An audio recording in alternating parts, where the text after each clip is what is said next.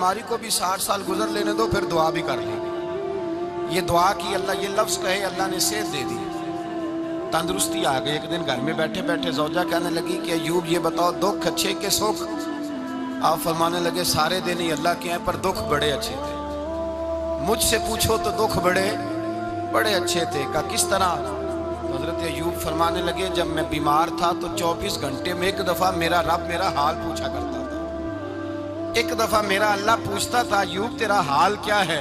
فرماتے ہیں 12 گھنٹے تو لذت ہی رہتی تھی کہ میرے رب نے میرا حال پوچھ لیا، اور اگلے 12 گھنٹے میں انتظار کرتا تھا مالک حال دوبارہ کب پوچھے گا۔ فرمانے لگے اب صحت تو ہو گئی ہے پر اب میرا رب میرا حال تو نہیں نہ پوچھتا۔ بھائی مشکلات جو ہوتی ہیں وہ تو تجھے سجا دیتی ہیں، سوار دیتی ہیں، تجھے یاد آتا ہے کوئی اپنا، جب تجھے درد ہوتی ہے نا، تکلیف ہوتی ہے، پھر تیرا دل کرتا ہے کوئی کندھا ملے جہاں میں سر رکھ کے رہوں۔ پھر اسی لیے تو کسی درویش سے کسی نے پوچھا تھا اپنا کون ہوتا ہے؟ تو کہا جو تجھے دکھ کے وقت یاد آئے وہ تیرا اپنا ہے، جو تجھے عین آزمائش کے وقت یاد آئے اور تجھے اس کا نمبر فوراً تیرے موبائل پہ چلنے لگے وہ تیرا اپنا سجن ہے، جس کو تو دکھ کے وقت یاد کرے۔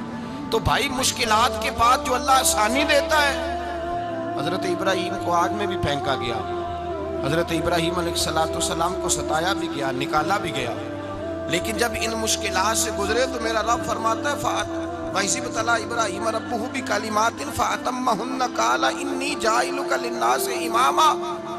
کہا جب ابراہیم پورے اترے تو پھر ہم نے انہیں امام بنا دیا۔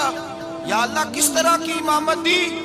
فرمایا میں نے اتنی اعلیٰ شان عطا کی ہے کہ اپنے لاڈلے رسول کو جناب ابراہیم کی نسل میں پیدا فرما دیا ہے، میں نے مصطفیٰ کو ان کی نسل میں پیدا کر دیا، قیامت تک کے لیے ان کا وقار بڑھا دیا۔ اللہم صلی علی محمد وعلی آل محمد کما صلیت علی ابراہیم وعلی آل ابراہیم، ان کی عظمت بڑھا دی، اس لیے کہ جب وہ آزمائش سے گزر کر کے آئے پھر جو آسانی دی۔ میرے نبی پاک صلی اللہ علیہ وسلم نے دین ابراہیمی کی بہت ساری چیزوں کو رکھا، کہا میں ملت ابراہیمی پہ ہوں۔ جب کوئی مشکلات کو عبور کر کے آتا ہے، جب کوئی تکلیفیں سہ کر کے آتا ہے، اس کے لیے جو اجر ہوتا ہے، اس کے لیے جو پھر اللہ کتنی ذرا بڑی توجہ کیجئے گا۔ لوگ سمجھتے ہیں فلاں آدمی مشکل میں ہے تو شاید مشکل میں ہی رہے گا، فلاں آزمائش میں ہے تو شاید میرا اللہ فرماتا ہے ایک مشکل دے کے میں 2 آسانیاں بھی دوں گا۔ تم مشکل دیکھ رہے ہو، مشکل نہ دیکھو، وہ جو اس کو بعد میں آسانی آنے والی ہے، اور ڈبل جو میں اس پر نعمت کرنے والا ہوں اس کو دیکھو۔ حضرت یوسف کو بھائیوں نے کنویں میں ڈال دیا تھا، اور جب کنویں سے نکلے تو مصر کے بازاروں میں بکے، اور پھر زلیخا نے الزام لگایا تو حالات بگڑ گئے، حضرت یوسف کو جیل جانا پڑا۔ کتنی کٹھن زندگی تھی، لیکن میرے مالک کو کچھ اور ہی منظور تھا۔ کنویں میں گرنے والے، بازار میں بکنے والے، جیل میں جانے والے، الزام لینے والے جناب یوسف کو رب کریم نے اسی مصر کا بادشاہ بنا دیا، اللہ پاک نے اسی مصر کا حکمران بنا دیا۔ یاری تیری سونا ہے پر ازمیشاں تیریاں اگ، اے سونا پرکھیا جامدائی پہلو نال اگاں دے لگ، اس کے لیے تھوڑا سا جتن کرنا پڑتا، تھوڑے کٹھن حالات سے گزرنا پڑتا، تھوڑی آزمائشوں کا روپ دیکھنا پڑتا۔ ہم چاہتے ہیں کہ ہمیں چھیڑے کوئی نہ کوئی تکلیف نہ آئے، کوئی آزمائش، یہ ہو نہیں سکتا میرے بھائی، نامی کوئی بغیر مشقت نہیں ہوا، 100 بار جب عقیق کٹا تب جا کر نگی ہوا۔ ہم چاہتے ہیں کہ ہمیں کچھ بھی دقت نہ آئے، مشکلات نہ آئے، اور مشکلات تو انسان کو سنوارتی ہیں بھائی، وہ تو نکھارتی ہیں۔ کبھی پوچھا کرو جا کر کے کسی گندم کے دانے سے کہ تو کہاں سے ہو کے آیا ہے، کہاں سے نکل کے آیا ہے، تو وہ بتلائے گا کہ بڑے مشکل مراحل سے گزرا ہوں، اور پھر اللہ نے مجھے طاقت دی ہے کہ میں انسان کے وجود کا حصہ بناؤں۔ تو بھائی کٹھن مراحل، آزمائشیں، تکلیفیں، یہ انسان کو بڑا انسان بنا دیتی، یہ اس کے لیے ترقیوں کا پیش خیمہ ہوتی۔ ہمارے جوان پریشان ہو جاتے ہیں، عورتیں خاص کر کے اس بات پہ توجہ کریں، وہ بڑی جلدی غم لے جاتی ہیں، وہ کہتی ہیں جانے میرا کچھ ہوگا ہی نہیں، جانے میرا کچھ ہو ہی نہیں سکتا۔ میرے بھائی درجنوں اور بیسیوں لوگ ایسے ہیں جن کی اولادیں نہیں تھی لیکن نام ان کا ان سے بھی زیادہ ہے جو بڑے بڑے صاحب اولاد۔ حضرت خواجہ معین الدین اجمیری کو جانتے ہیں آپ لوگ؟ نہیں، جو جانتے ہیں وہ بولیں جانتے ہیں جی؟ لو جی کافی سارے جانتے ہیں، تھوڑے جی رہ گئے نا۔ جانتے ہیں نا خواجہ صاحب کو؟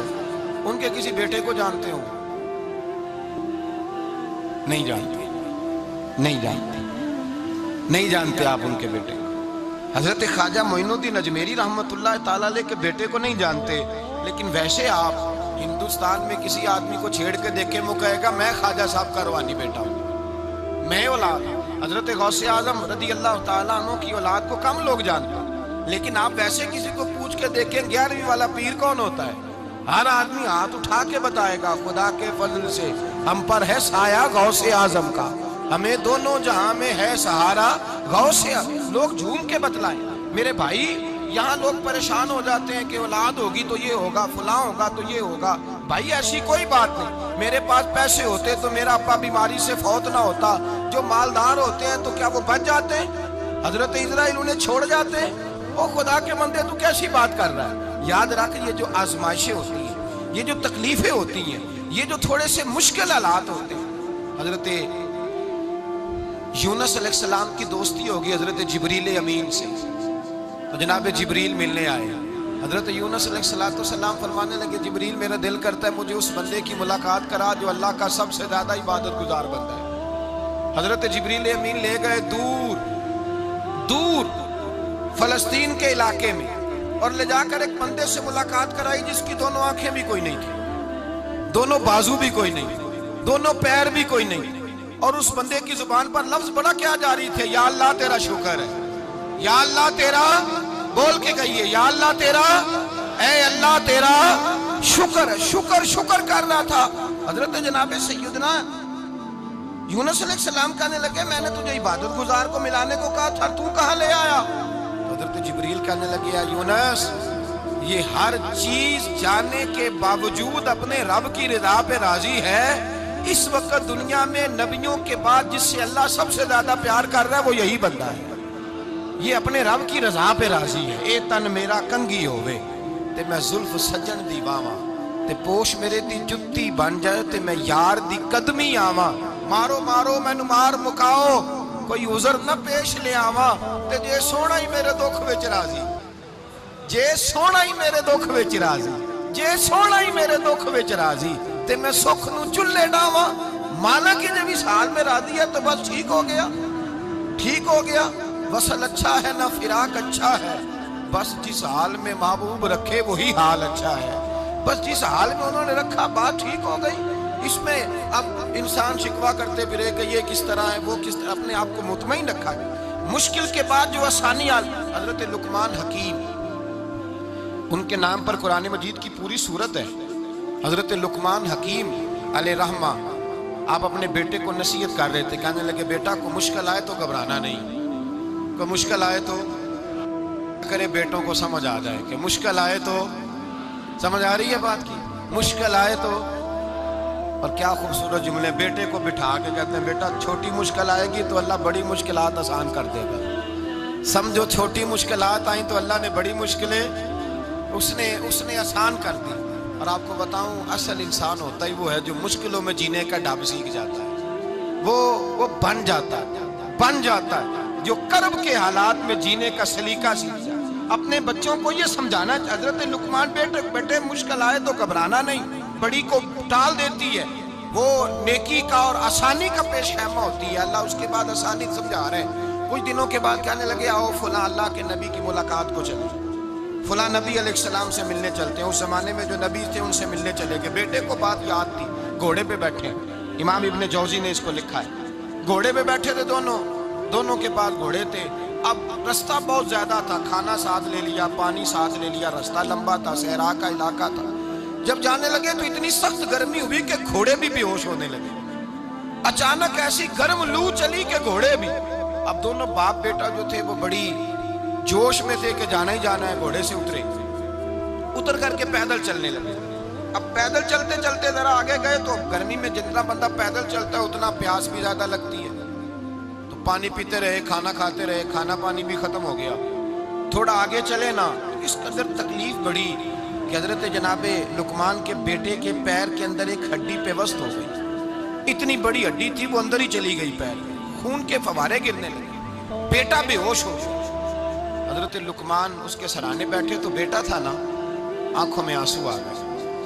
بیٹے نے آنکھ کھولی تو کہنے لگا ابا جی آپ تو صبر کرنے والے ہیں، آپ رو رہے ہیں؟ فرمایا بیٹے میں کیا کروں، میرے سینے میں جو دل ہے وہ ایک باپ کا دل ہے، تو باپ جو ہوا تیرا، تیری دکھ پر رونا آیا، بڑی مشکل سے دانت کے ساتھ ہڈی نکالی، ہڈی نکلی تو خون بھی چلا۔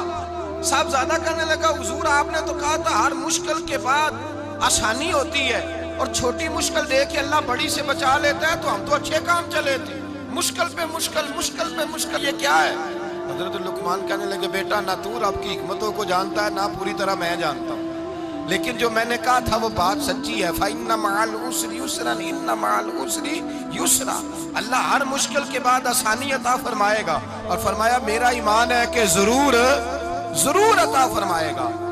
یہ بات کہہ رہے تھے کہ سامنے سے دھواں اٹھا، اتنا سخت دھواں اٹھا کہ آپ نے سوچا شاید وہاں بادیا وہاں جاتے ہیں، وہاں چلنے لگے تو پیچھے سے کسی نے آواز دی ٹھہر جاؤ، رکو، وہیں رک گئے۔ تھوڑی دیر گزری تو کہا رک جاؤ، جب رکے تو ایک بولنے والا بولا، کہنے لگا تمہارے لیے تھوڑی دیر کے بعد جانوروں کا بندوبست کر دیا جائے گا، کھانے کا بھی بندوبست ہو جائے گا، بچے کا پیر بھی صحیح ہو جائے گا، چلے جانا، لیکن ذرا ٹھہرو۔ حضرت لقمان کہنے لگے بولنے والے تو کون ہے؟ تو کہنے لگے میں اللہ کا فرشتہ ہوں، میں اللہ کا فرشتہ ہوں۔ کہا اللہ کے فرشتے اور یہ سارا کچھ کیا ہے؟ تو فرشتہ کہنے لگا اصل بات یہ ہے کہ سامنے بستی پر مجھے عذاب نازل کرنے کا حکم ملا تھا، آپ بڑی تیزی سے آ رہے تھے، میں نے رب سے دعا کی کہ اللہ اس باپ بیٹے کی غلطی کوئی نہیں، مہربانی فرما۔ رب نے پہلے آپ کو صحرا میں الجھایا، پھر میری دعا کی برکت سے آپ کے گھوڑے ٹھہر گئے، پھر میری دعا کی برکت سے آپ کا پانی ختم ہوا، پھر میری دعا کی برکت سے آپ کے بیٹے کو زخم آیا، پھر میری دعا کی برکت سے سامنے سے دھواں اٹھا۔ فرمایا یہ جو تمہیں مشکل پہ مشکل آ رہی تھی، یہ تو میرا رب تمہیں عذاب سے بچانا چاہ رہا تھا، یہ جو تمہیں مشکل پر مشکل آ رہی تھی تو میرا مالک تمہیں عذاب سے بچا رہا تھا، تم سمجھ نہیں رہے تھے۔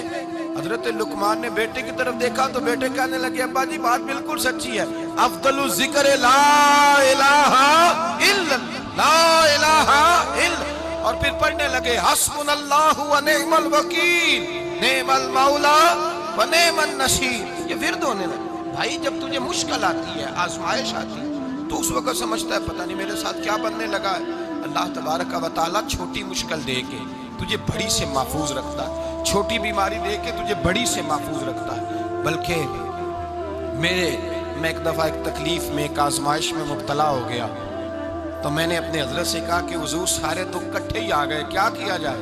تو آپ فرمانے لگے بڑے خوش نصیب ہو، جوانی میں اللہ نے دکھ دے دیے، بڑھاپے میں آئے تو برداشت نہیں ہوتے، یہ تو بڑے وقت پہ آ گئے، شکر ادا کرنا چاہیے، اس زمانے میں برداشت نہیں ہوتے، اب آسانی ہے، ان کو برداشت کرو، ہمت کرو۔ میرے بھائی یاد رکھیں آزمائشیں، تکلیفیں آپ کو بڑا کرنے کے لیے آتی ہیں۔ ہم آزمائش کو برا جانتے ہیں، دکھ کو برا جانتے ہیں، دکھ تو بڑے پیارے ہوتے ہیں، یہ رونے کا سلیقہ سکھاتے ہیں، یہ اللہ کو منانے کا طریقہ سکھاتے ہیں، یہ مسجد میں جانے کا۔ وہ جو سکھی بندہ ہے نا، سکھی، مجھے ایک صاحب کہنے لگے دو قسم کے لوگ مدینے سے آتے، مدینہ شریف پوچھنے لگے، کہنے لگے حضرت جی دو قسم کے بندے ہیں، کچھ واپس جاتے ہوئے تڑپ رہے ہیں، کچھ تصویریں کھینچ رہے ہیں رخصتی کے وقت، فرق کیا ہے؟ تو میں نے کہا وہ جو تصویریں کھینچ رہا ہے وہ امیر آدمی ہے، اسے پتہ ہے کہ میں پھر ٹکٹ لے لوں گا، مہینے کے بعد پھر آ جاؤں گا، اور یہ مدینہ چھوڑتے ہوئے تڑپ رہا ہے، یہ کوئی غریب ہے، یہ کہہ رہا ہے پتہ نہیں دوبارہ موقع ملے کہ نہ ملے، یہ دکھی ہے، یہ آزمائش میں دکھی۔ سکھی بندہ تو مکے جا کے نہیں روتا، وہاں بھی کھڑا ہے، ڈٹ کے کھڑا، دکھی کوئی نہیں تو روئے کیسے؟ روئے کیسے؟ دکھیے دی گل دکھیا ہی جانے، دکھیے دی گل، کیا خوبصورت لفظ ہے میاں صاحب کی، اور لفظوں میں حسن دیکھے کہنے لگے دکھیے دی گل اے دکھیا ہی جانے، تے سکھیے نو کی خبراں، تے یار جنہاں دے موت نے مارے روندے نہیں تک تک قبراں۔ یہ مشکل مرحلہ ہوتا ہے، جب انسان تکلیف میں ہوتا ہے پھر اسے احساس ہوتا ہے، اور تکلیف والے کو ہی تکلیف والے کی تکلیف کا احساس ہوتا ہے۔ جب آپ کو اللہ مشکل دیتا ہے تو سمجھ لے رب آسانی دینا چاہ رہا ہے، جب تیز دھوپ آتی ہے تو سمجھ لے اللہ گرم ہوا گزار کے ٹھنڈی بارش برسانا چاہ رہا ہے، اور جب چاروں طرف سے گھٹن ہو، پنجابی میں کہتے ہیں گما لگ جائے، تو پھر سارے بول کے کہتے ہیں اب جو طوفان آئے گا وہ سخت ہی آئے گا، اس لیے کہ گھٹن جتنی زیادہ ہوتی ہے پھر فضل بھی اتنا۔ جن لوگوں نے تکلیفیں زیادہ سہی تھی رب نے عزتیں بھی زیادہ ہی عطا فرمائی، جن لوگوں نے تکلیفیں زیادہ سہی نہ انہیں اللہ نے درجہ بھی حضرت بلال حبشی نے بڑی تکلیف سہی، مارا کرتا تھا امیہ، بڑا مارتے تھے، اتنا مارتے تھے کہ موٹے، آپ نے کبھی دیکھے ہیں دیہاتوں میں موٹے موٹے پائے ہوتے تھے چار پائیوں کے، موٹے موٹے پان کی چار پائیاں اور بڑی چار پائیاں کافر بچھا کے بیٹھ جاتے اور حضرت بلال حبشی کے پیر ان کے نیچے رکھ دیتے، ہاتھ ان کے نیچے رکھ دیتے، آگ لوہا گرم کر کے اس کے اوپر ننگے بدن لٹا دیتے۔ مکے نے بڑی آزمائشیں دیکھی، پھر اسی مکے نے، مدینے نے عجیب رنگ دیکھا کہ میرے نبی معراج سے واپس آئے اور حضور نے عظمت دی، فرمایا بلال یار تیرا بڑا مقام ہے، تو مدینے میں چل رہا تھا اور میں جنت میں تیرے قدموں کی آواز سن رہا تھا، کتنا تیرا مقام ہے، کتنا تیرا درجہ ہے، میں وہاں تیرے چلنے کی آواز سن رہا تھا۔ حضرت ابو بکر صدیق رضی اللہ تعالیٰ عنہ نے اس زمانے میں حضور کی نوکری کی جب دوسرا جانثار کوئی نہیں تھا، سارے لوگ تانے دیتے، کہتے ابو بکر تو اکیلا ہی سیانا ہے، سارا مکہ مخالفت کرتا ہے، تو جان ہی نہیں چھوڑتا، سارا زمانہ مخالفت کرتا۔ ابو بکر صدیق نے مال بھی دیا، جان بھی دی، شہزادی حضرت عائشہ بھی دی حضور کی خدمت میں، ہر چیز لٹا دی۔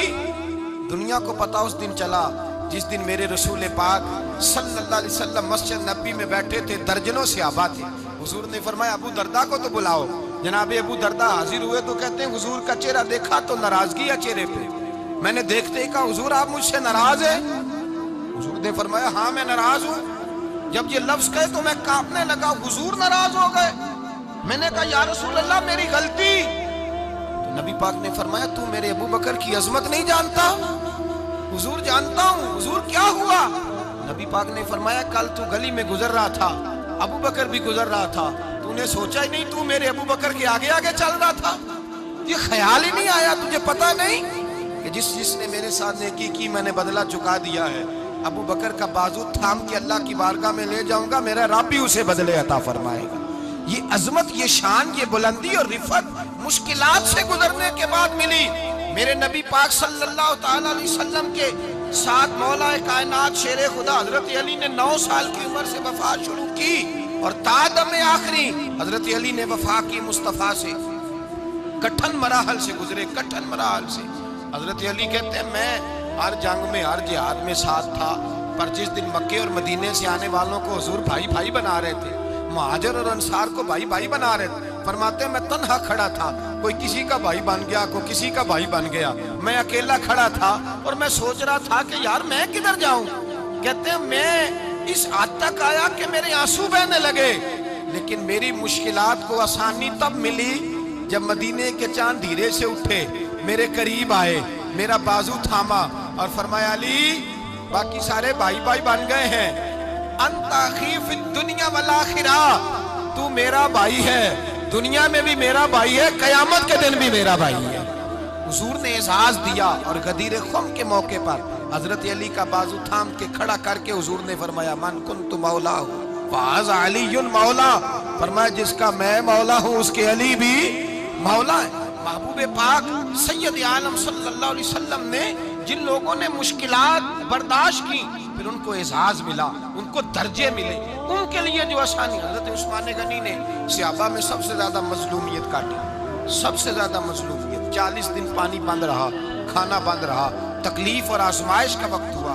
امام جلال الدین سیوطی رحمت اللہ تعالیٰ علیہ الحاوی الفتاوی میں لکھتے ہیں، کہتے ہیں جب حضرت عثمان غنی پر کھانا اور پانی بند تھا، ایک شام حضرت عبداللہ بن سلام ملنے گئے، اس شام، اس صبح جس شام حضرت سیدنا عثمان غنی شہید ہوئے، جناب عبداللہ ابن سلام کہنے لگے عثمان تیرا کیا حال ہے، کس پوزیشن میں ہے؟ تو کہتے ہیں جناب عثمان غنی کہنے لگے عبداللہ آج میں بڑا سکھ میں ہوں۔ کہا 40 دن بیت گئے، کھانا نہیں آیا، پانی نہیں آیا، تو آج کیوں سکھی ہو؟ فرمانے لگے آج مدینے کی سامنے والی گلی میں میں نے مصطفیٰ کا دیدار کیا اور نبی پاک صلی اللہ علیہ وسلم نے فرمایا عثمان اگر تو کہے تو تیرے لیے پانی کا بندوبست کر دیا جائے، تیری مشکل آسان ہو جائے، اور اگر تو کہے تو تیرے لیے وہ آسانی کی جائے کہ آج تو میرے پاس آ کے روزہ افطار کر لے۔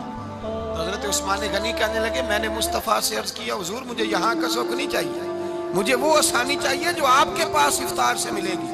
فرمانے لگے آج میں رخصت ہو جاؤں گا، افطار رسول اللہ کے پاس کروں گا۔ حضرت عبداللہ ابن سلام فرماتے ہیں پھر اس شام حضرت عثمان شہید ہو گئے. لوگ کہنے لگے عثمان شہید ہو گئے, اور میں کہنے لگا نہیں, انہوں نے جا کے نبی پاک کے دسترخوان پہ روزہ افطار کر لیا ہے. روزہ افطار بھائی. پھر بعد میں جو آسانی ملی ان لوگوں, جو ان لوگوں کو درجات نصیب, کٹھن. حضرت عبداللہ مزنی حضور کے غلام تھے, قبیلہ مزن کے رہنے والے, والد فوت ہو گئے, چچا نے پالا تھا, اسلام کو